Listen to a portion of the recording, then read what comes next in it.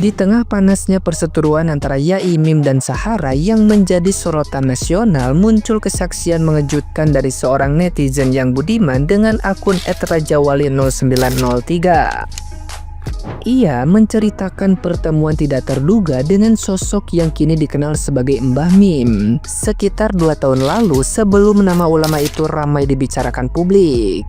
Dalam kesaksiannya, ia mengaku pernah ditolong secara tulus oleh Mbah Mim saat kehabisan uang setelah jadwal pekerjaannya sebagai penyetem piano dibatalkan mendadak. Tanpa mengenal siapa sosok penolongnya, ia diberi uang Rp65.000 dan nasihat berharga selama 30 menit tentang pentingnya memperbaiki akhlak, bekerja keras dan berbagi rezeki kepada sesama.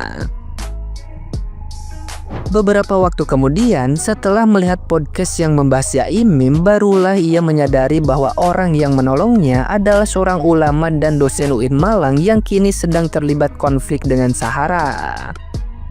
Ia merasa terharu dan bersyukur karena pernah mendapat pelajaran hidup langsung dari sosok yang diyakininya memiliki hati yang bersih dan kebijaksanaan yang mendalam. Menurutnya, kebaikan kecil dari Yaimim membawa keberkahan luar biasa, karena uang tersebut ternyata cukup untuk kebutuhan seminggu, bahkan mendatangkan rezeki tidak terduga setelahnya. Kesaksian ini pun menambah panjang daftar pembelaan publik yang meyakini bahwa Yaimim bukanlah sosok seperti yang dituduhkan dalam konflik yang sedang bergulir. Assalamualaikum warahmatullahi wabarakatuh. Pak Amin, apa kabar? Semoga sehat selalu, panjang umur, murah rezeki, selalu dalam lindungan Tuhan, dan dalam lingkungan orang-orang yang baik. Saya panggil Mbah karena dulu nggak sempet tahu namanya. Setahun setengah yang lalu, 2 tahun yang lalu lah. Saya itu pernah ditolong sama beliau, dikasih duit 65.000 kembalian dari makan soto. Saya makan soto sama beliau. Saya bersyukur banget kalau setelah begitu saya tahu, ternyata orang luar biasa. Begitu dengar dari podcastnya Bang Densu, saya salah satu penggemarnya Bang Densu. Saya kaget, ini orang kayaknya pernah ketemu. Saya inget-inget di mana. Oh, ini ternyata namanya Mbah Mim. Dulu nggak sempet kenalan namanya siapa karena beliau itu begitu selesai makan dapat telepon langsung pulang. Tapi saya masih ingat pesan beliau tuh. Saya ngerasa jadi santrinya beliau itu selama 30 menit, setengah jam jadi santrinya.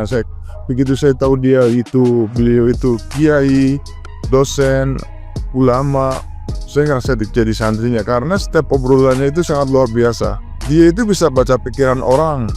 Makanya pas saya lagi makan aja beliau cuma nemenin makan, cuma minum. Dan saya selesai makan waktu itu dibayar kalau nggak salah 35 sama makanan beliau itu, kalau nggak salah di daerah.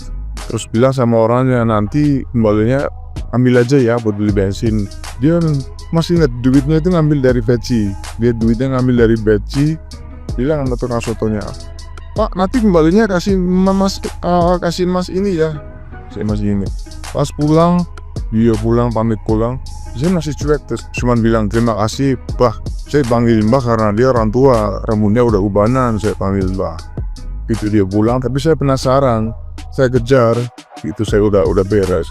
Saya kejar, mereka lagi di parkiran mobil itu lagi keluar. Ternyata dia ditelepon itu karena ada mobil yang mau keluar, jadi nggak bisa. Terus ditelepon, mungkin diacak sama keluarganya, ayo Bi kita pulang.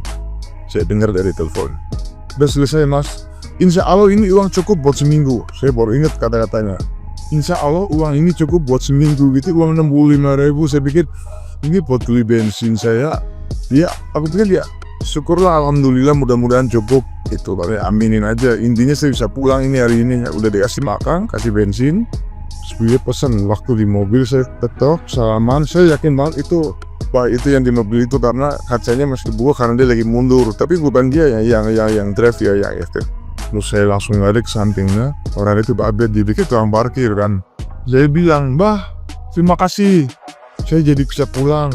Sebelumnya waktu makan itu mbaknya nanya, kamu ngapain di sini? Gue nyampe nggak bawa dompet, nggak bawa ini. Kamu naik apa? Naik motor, Mbah. Oh, jadi ceritanya saya ini stem piano ya, suka tuning piano klasik. Waktu itu ada schedule dari apartemen, tapi begitu sampai tempat orangnya janjian jam 10, ternyata di cancel. Dia bilang besok aja, saya hari ini ada acara mendadak. Oh ya udah, akhirnya saya nongkrong dulu karena baru nyampe. Nongkrong dulu santai tuh, masih ngerokok, masih beda kopi yang di motor. Oh gitu, itu tumpah tanggung banget. Adem dulu di musola di masjid sekalian nunggu sholat Jumat. Itu ceritanya. Habis itu bilang dia, perbaiki akhlakmu Le, perbaiki akhlakmu. Aku ngerti dia ngomongnya campur-campur, kadang bahasa Indonesia, kadang bahasa Jawa, tapi saya ngerti karena saya orang Jawa asli. Saya perbaiki akhlakmu, saya paham. Kamu itu orang kerja keras, tanggung jawab, insya Allah uripmu cukup. Asal perbaiki akhlakmu, ambil secukupnya yang kamu butuhkan, berikan sisanya kepada yang membutuhkan. Ya aku paham, di sininya baru paham yang maksudnya dia omong. Jadi ada duit 65.000 gitu yang saya kantongi. Itu saya pikir yang 30.000 saya ambil buat beli bensin, sisanya di situ kan di parkiran kalau di depan masjid suka ada ibu-ibu atau bapak-bapak yang pakai tongkat minta-minta itu kan. Saya kasih sisanya dibagi di konsen gue. Saya ambil 30.000 buat beli bensin. Bener. Saya jadi ingat pas baru nyalain motor ada orang telepon, Mas jual piano ini ya, saya mau pindahan. Sepertinya dijual cepet aja. Akhirnya saya ambil fotonya, dikirim, dia kirim fotonya. Orang kenal udah langganan step. Terus akhirnya saya bantu jual, ada pembeli waktu itu juga dia jual beli piano. Saya kasih kontak-kontaknya mereka, akhirnya dibilang, Mas orangnya mau datang hari ini, antar jam 7 malam, saya baru pulang kantor jam 7 malam, mereka baru bisa lihat. Soalnya juga kalau mau ngangkat piano dari apartemen itu harus ada schedule-nya, harus nggak bisa dadakan, jadi harus ada laporan dulu mau keluar barang. Saya juga kaget waktu itu, maksudnya ya udah syukurlah, alhamdulillah, dalam hati. Jadi saya pulang nyampe rumah itu habis bisa itu jam 9:30 baru istirahat ya, baru keluar rumah itu boleh bisa lagi istirahat, ditelepon udah selesai Mas nih nanti ada komisi sian-sian.